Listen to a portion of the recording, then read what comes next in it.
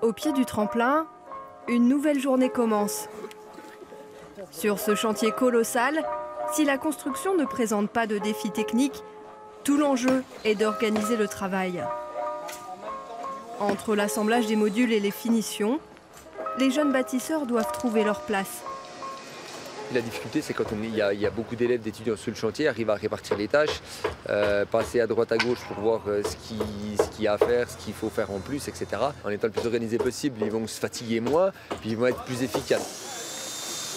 Certains ont pris les choses en main. Seul élève du groupe en apprentissage, Cyprien a plus d'expérience que les autres et se découvre l'âme d'un chef de file.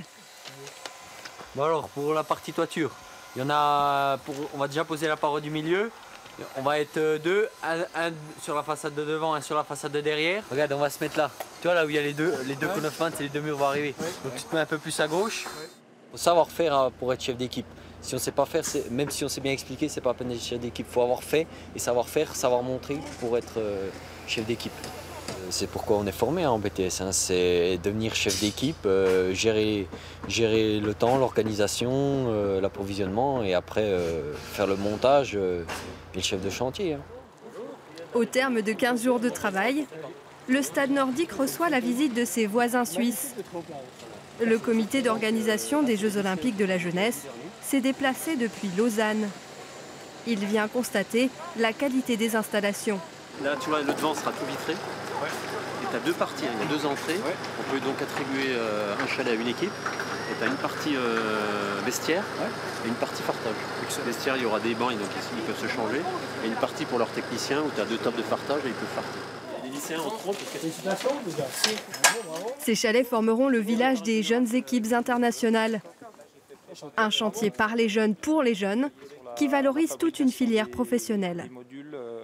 Ces chalets vont rester pérennes, hein. Ça permettra aussi d'avoir des chalets pour chaque entraînement, pour les entraînements de la soirée, pour les compétitions.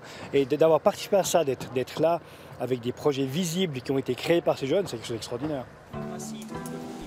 Des projets de ce type, les lycéens du Bois à Mouchard en réalisent chaque année. Mais celui-ci sera sans doute le plus gigantesque. Pour Clémence, Bastien, Théo, Louis et Cyprien, c'est la fin d'une aventure. Moi, je ne m'attendais pas du tout à ça.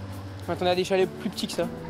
Sur les plans, ça fait des gros chalets quand même. Ça nous fait travailler avec des profs qui sont quand même vachement compétents, ça nous fait travailler en équipe avec des gens du lycée qu'on côtoie tous les jours sans vraiment se connaître. Ça fait du bien de voir en fait l'acheminement de tout ce qu'on a fait depuis presque un an. On est content de notre travail, le résultat est plaisant.